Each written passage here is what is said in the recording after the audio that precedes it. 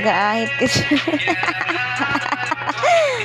Gag, patakpan mo yung kiki ko, nakikita dito, dapat huwag makita.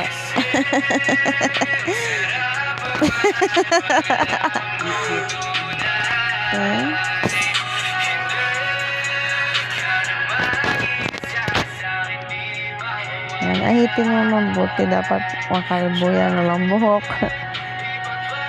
Hanggang ilalim yan, ha? Hindi lang pwede sa ibabaw, dapat hanggang... Lagay ko ng design. Pwede ba yan lagyan ng pwede ba yan lagyan ng design? Paano? Paano mo lalagyan? Ano butterfly yung apo kayo rin? Pagpapalit mo sa palaka.